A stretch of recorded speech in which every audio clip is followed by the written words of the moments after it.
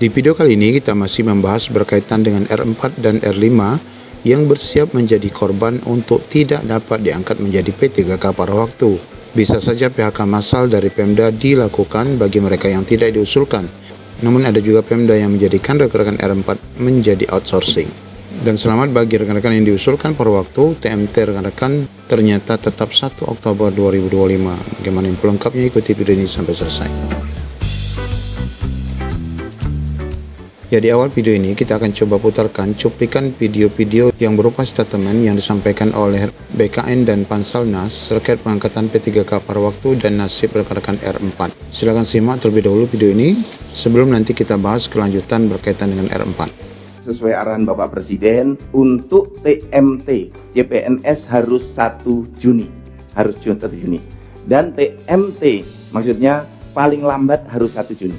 Kemudian TMT P3K paling lambat 1 Oktober.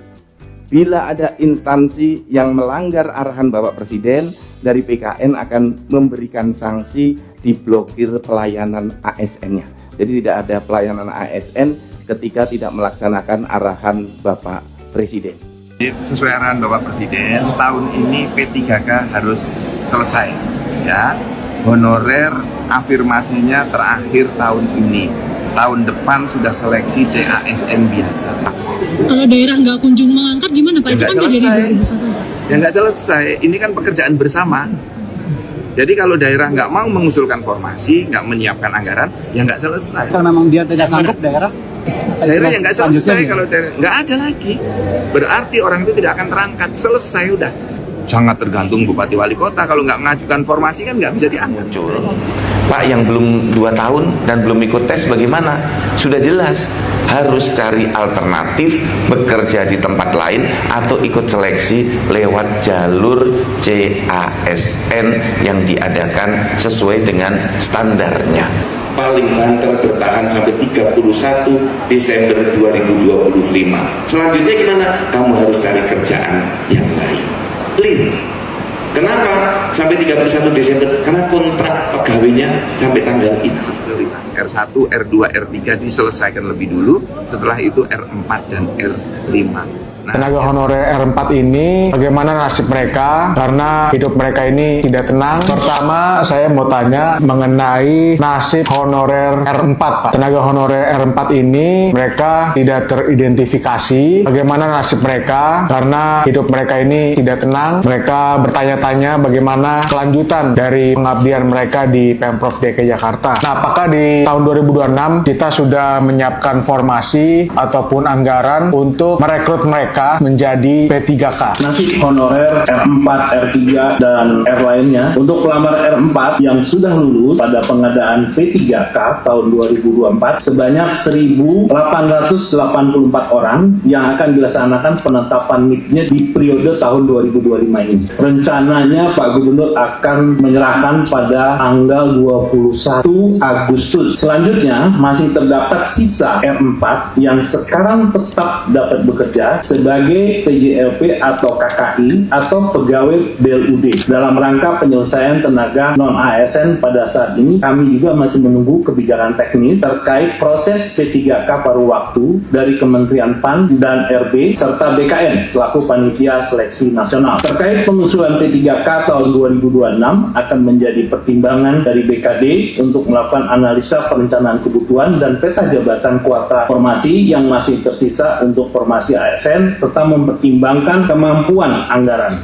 Nanti kami akan membuat surat nih Pak, surat dari fraksi kami untuk menyampaikan ke BKD untuk menyerahkan data tenaga honorer R4 yang tidak lolos untuk didaftarkan ke BKN gitu Pak ya, sehingga bisa menjadi P3K paruh waktu. Betul. Ya gitu ya, kita buatkan lalu kita sampaikan nanti langsung ke Pak Gubernur langsung.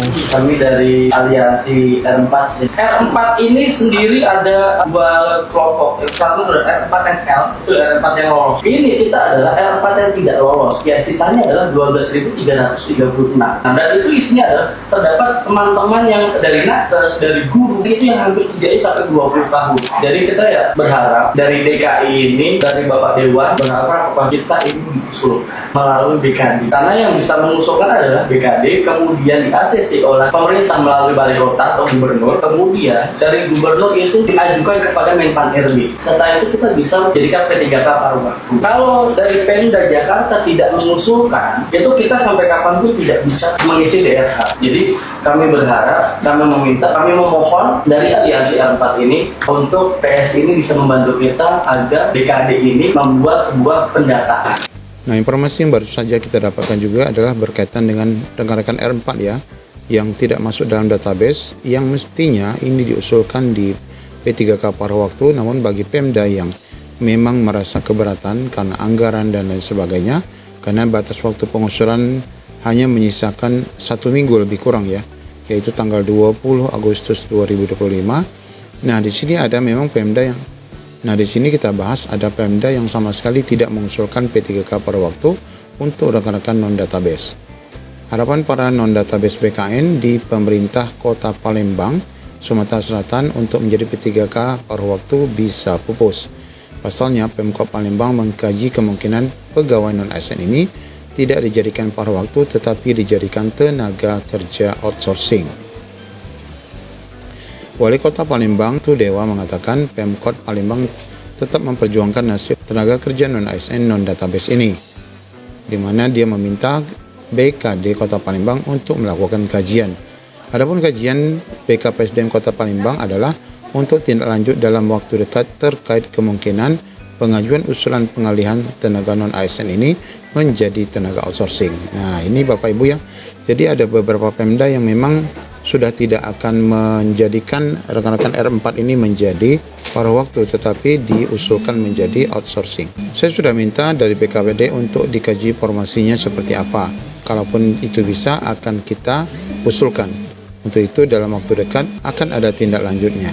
Dia menambahkan Pemkot Palembang untuk sementara ini pegawai non-ASN yang tidak terdata dikaryakan atau belum dirumahkan. Kalau untuk sementara mereka masih dikaryakan atau masih bekerja. Nah, pada edaran terbaru Menpan RB, rekan-rekan R4 atau non-database ini sudah bisa diusulkan paruh waktu ya.